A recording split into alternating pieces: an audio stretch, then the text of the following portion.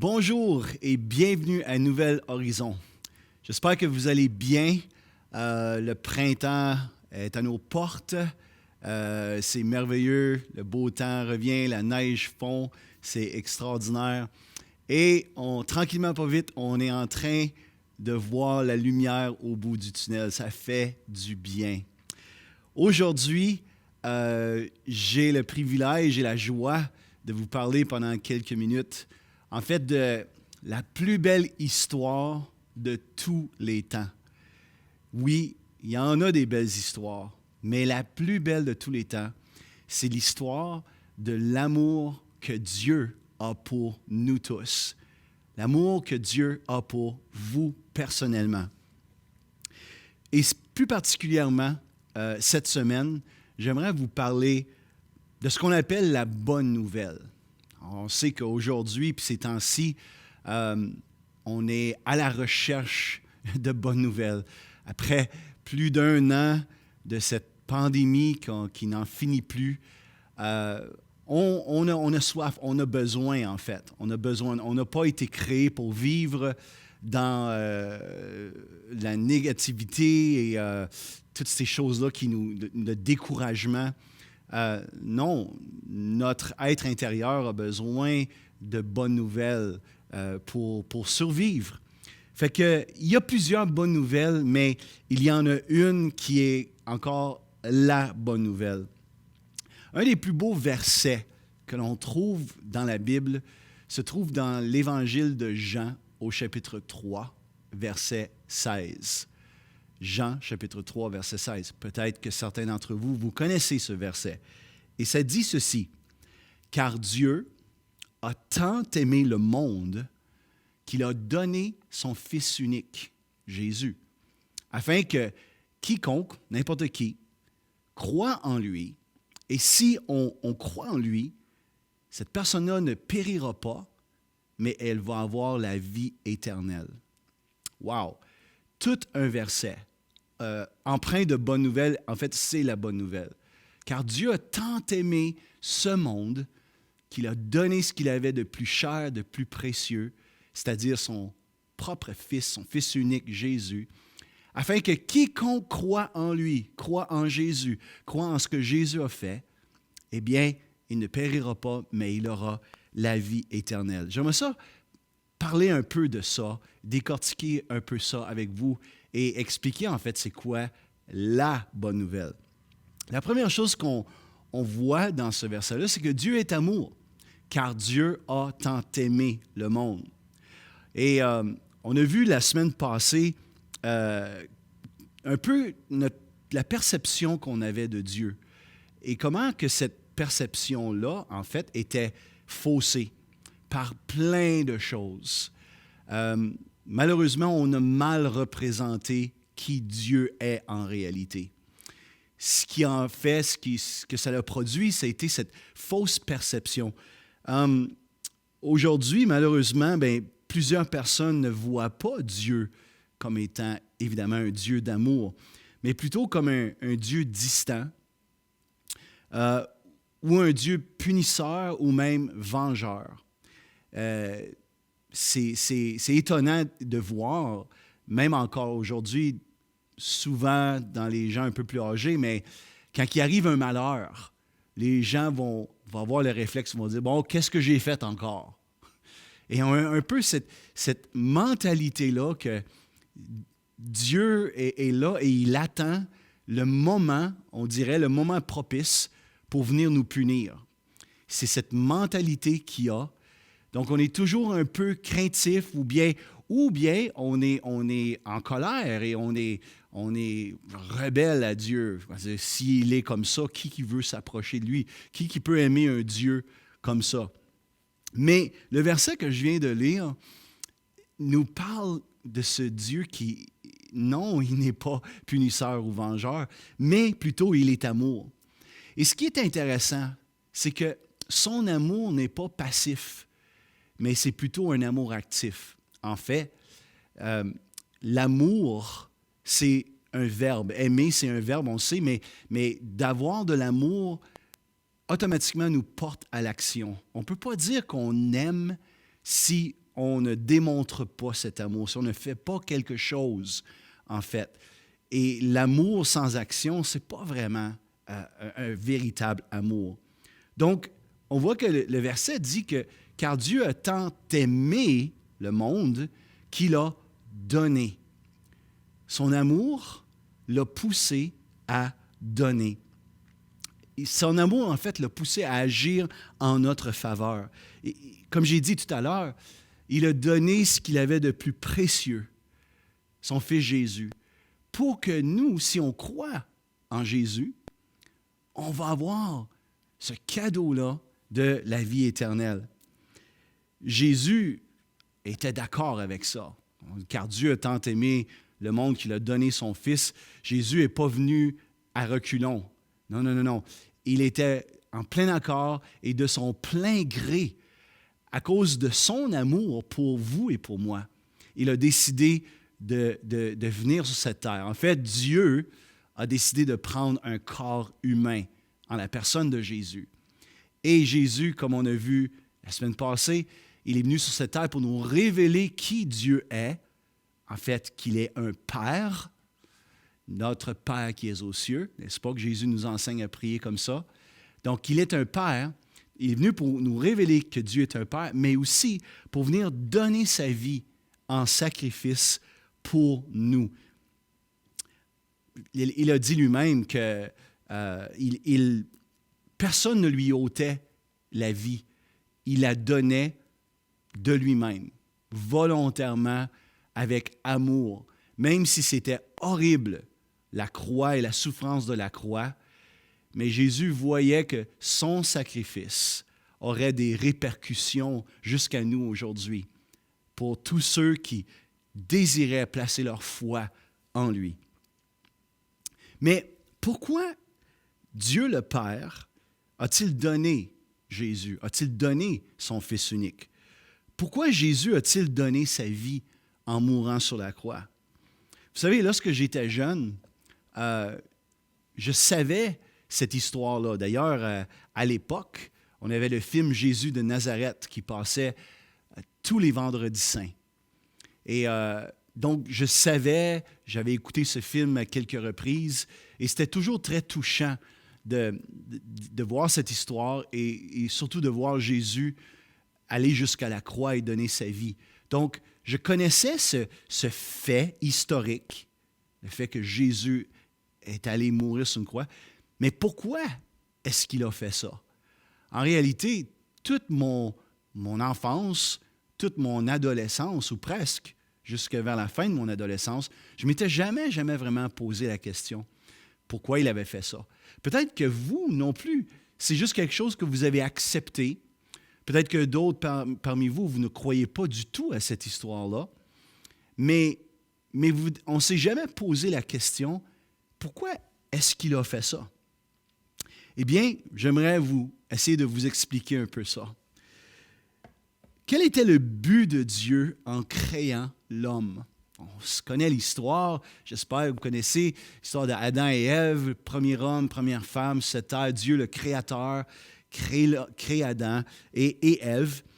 Et donc, pourquoi est-ce qu'il les a créés? Donc, la principale raison, c'est que Dieu étant amour, comme on est en train de voir, il ne peut pas garder cet amour pour lui-même. Comme j'ai expliqué, l'amour, l'essence même de l'amour veut dire il y a une action, veut dire on va donner quelque chose.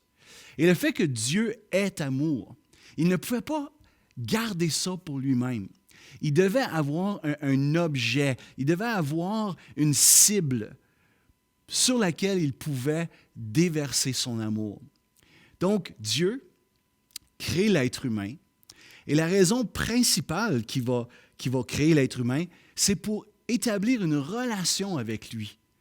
Dieu qui a une relation avec l'être humain, qui a une relation personnelle, qu'ils peuvent se parler, ils peuvent marcher ensemble, communier ensemble, bon, toutes ces choses-là.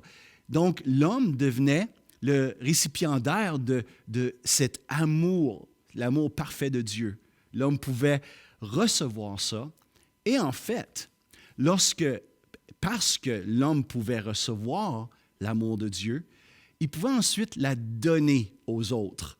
Parce que Dieu voulait que l'homme se multiplie, remplisse la terre, et que son amour, reçu par les hommes, soit passé, si tu veux, d'homme en homme, d'être humain en être humain, et que la terre soit remplie d'amour.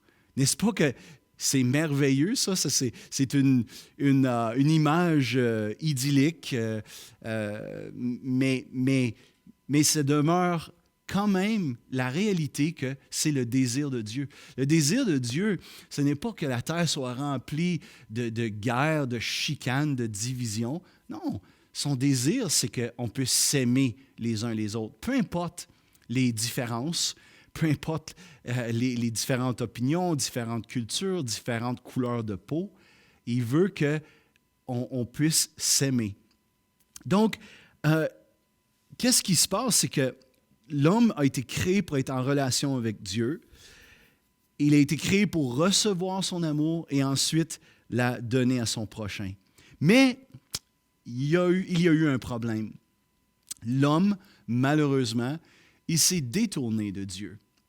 L'homme a entretenu pendant un certain temps cette relation avec Dieu, mais à un moment donné, il a écouté une autre voix. Et cette autre voix l'a incité à arrêter de faire confiance à Dieu et à juste se détourner, en fait. Et il s'est détourné de son Créateur. En réalité, l'homme s'est détourné de sa source. Dieu, qui est le Créateur et qui a soufflé sa vie dans l'être humain. Donc Dieu était la source pour sa survie, pour sa vie. Et l'homme décide de se détourner. Il se coupe de sa source. Et vous savez, comme si on sort, par exemple, un poisson de l'eau, okay? On sait que l'eau, c'est la source pour la vie de ce poisson-là. Si on sort le poisson de l'eau, alors qu'est-ce qui se passe? Il va commencer à mourir. Et à moins que ce poisson-là, avant qu'il soit trop tard, à moins qu'il ne soit remis dans l'eau, il va mourir. Et pourquoi? Parce qu'on l'a coupé de sa source. Et de cette même façon, voyez-vous, lorsque l'homme s'est détourné, en fait, il s'est déconnecté de sa source et il a commencé à mourir. Pas physiquement tout de suite, mais intérieurement, spirituellement. Il s'est coupé de cette vie-là et de cet amour-là qui provenait de sa source, c'est-à-dire qui provenait de Dieu. Et à partir de ce moment-là, lorsque l'homme s'est déconnecté d'avec sa source, alors, instinctivement, il a essayé de trouver une autre source pour le faire vivre, pour qu'il puisse vivre à nouveau. C'est un peu comme, si je pouvais dire, l'être humain a été créé avec un réservoir intérieur, si on peut imaginer ça, avec un réservoir. Et le Créateur, Dieu, nous a créés avec ce réservoir-là pour qu'il soit rempli de lui, de son amour à lui. Mais lorsque le réservoir est déficient, lorsqu'on n'a pas cet amour-là qui remplit notre réservoir, instinctivement, on cherche à le remplir par d'autres amours, par d'autres sources, d'autres choses qui peuvent nous procurer un peu cette vie, cette joie de vivre, cette excitation, cette passion. Et tout le monde le fait. Donc aujourd'hui, qu'est-ce qu'on voit malheureusement? On voit les gens qui vont se lancer dans la sexualité. Et on voit des gens qui vont aller d'aventure en aventure en aventure, tout le temps en cherchant cette source-là, cette vie-là. Et pour un certain temps, cette expérience qu'ils vivent apporte une certaine vie, apporte un certain... Mais ça tombe rapidement. Et puis, le réservoir est jamais, jamais rempli. L'alcool, les drogues, pourquoi est-ce que les gens vont fin de semaine après fin de semaine, quelquefois jour après jour, retourner à prendre la drogue et des drogues encore plus fortes? Parce qu'ils cherchent la source. Ils cherchent cette façon de vivre, ou ben non, pour vivre. Il y en a d'autres que c'est peut-être moins destructeur, mais c'est avec les amis. Ils ont vraiment besoin d'être constamment avec les amis. D'autres, c'est des loisirs. Hein? On pense à, je ne sais pas, faire du skidoo, faire du 4 roues, faire du bateau bientôt, les camps de chasse et tout ça. On cherche continuellement ça. D'autres, ça va être des accomplissements. Tout ce qu'ils font pour avoir les applaudissements des gens ou la reconnaissance des gens. Ça leur apporte une certaine vie, si on peut dire. Ça remplit un petit peu leur réservoir. Donc, ils vont se pousser toujours plus. Les diplômes. Il y a des gens qui ils vont aux études, puis ils ont des diplômes. Puis c'est pas mal en soi, mais pas du tout.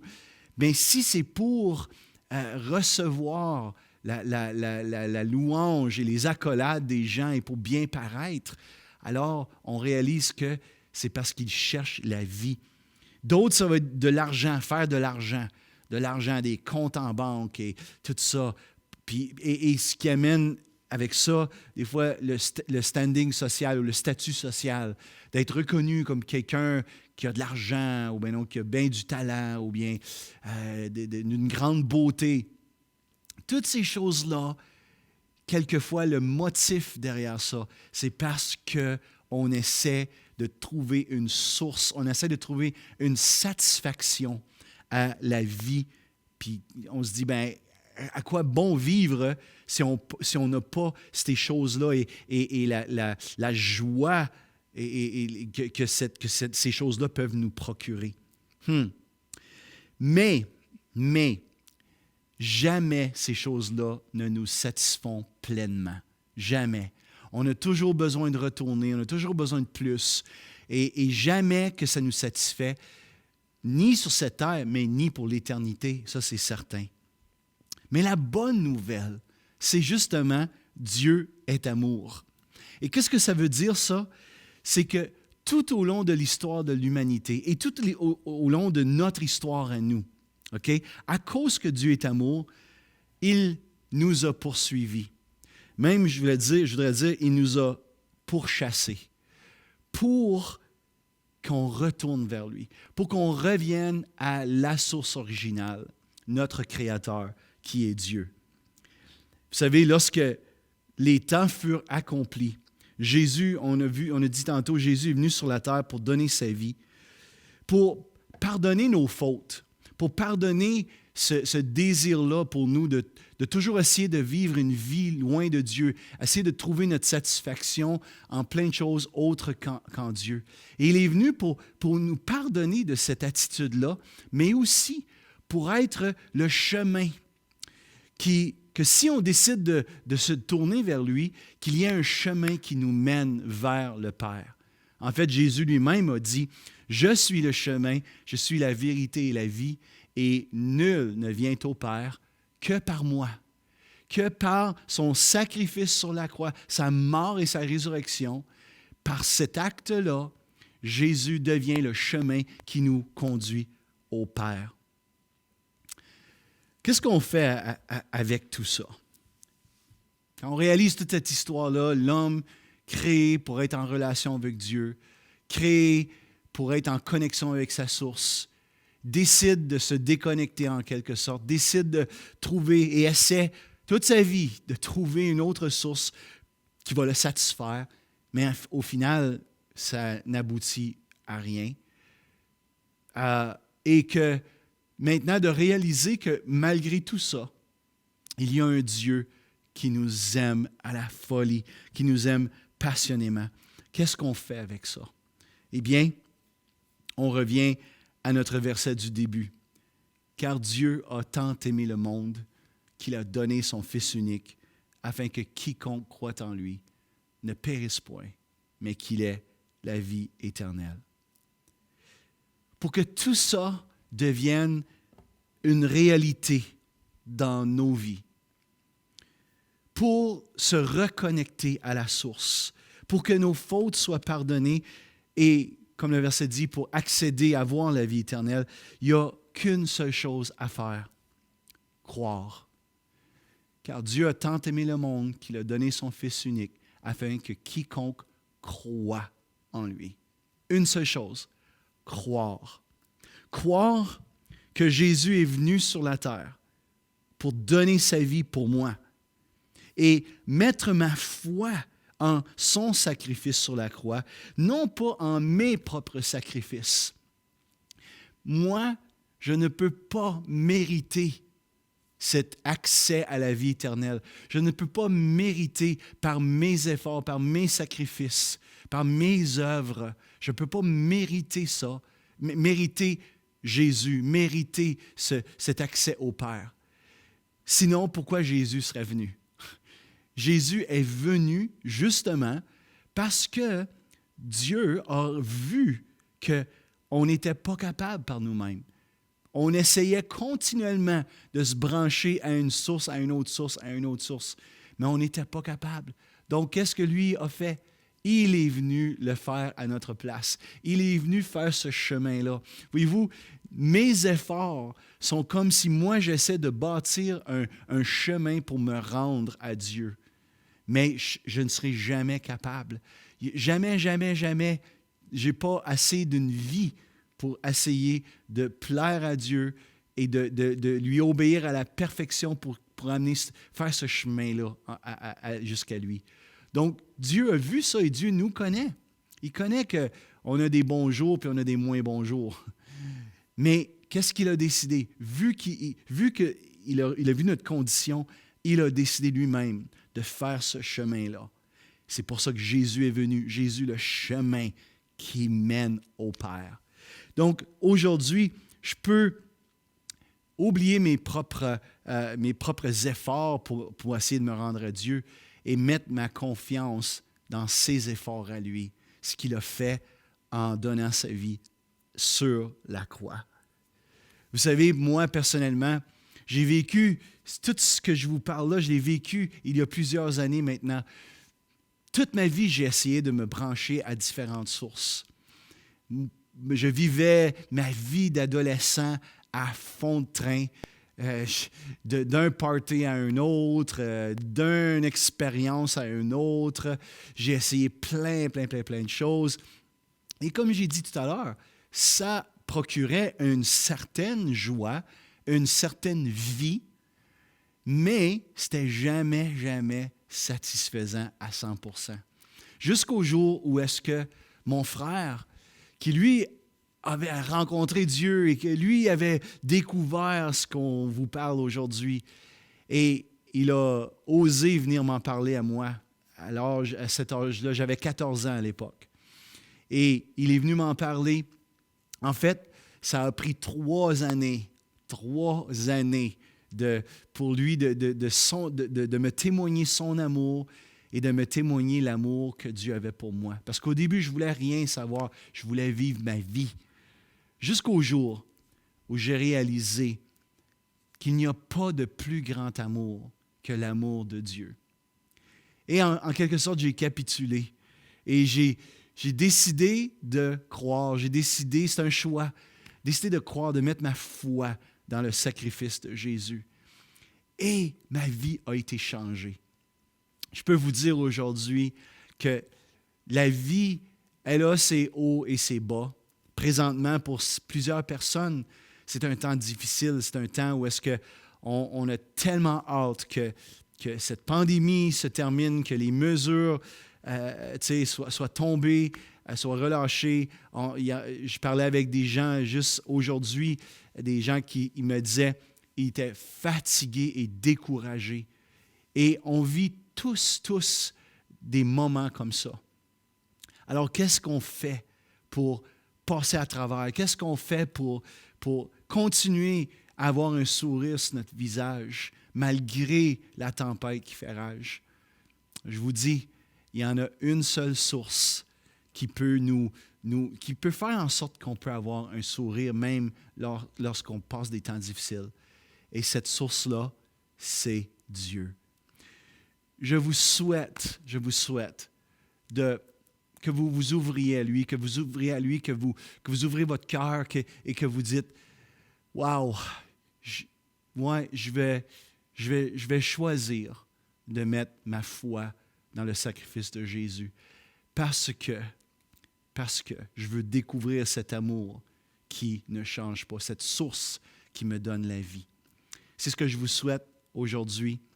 Et j'aimerais vous dire en terminant, si vous aimeriez en savoir plus sur ce qu'on a parlé aujourd'hui, ou bien sur d'autres sujets qu'on a traités durant ces émissions de Nouvel Horizon, si vous aimeriez même avoir une Bible, ou vous aimeriez recevoir de la prière, je vous encourage, n'ayez pas peur, vous pouvez nous contacter à info@églisehorizon.ca. Et si vous n'êtes pas un adepte des courriels et de l'Internet, vous pouvez appeler ici à l'Église au 819-625-2392. S'il n'y a personne qui est là, vous pouvez laisser un message et on va essayer de vous répondre dans les plus brefs délais. Donc, aujourd'hui, merci d'avoir été là. Je vous souhaite de retrouver la vraie et la seule source qui donne la vraie vie. Et c'est lui, c'est Dieu et son amour. Bonne semaine tout le monde. Tu es l'amour.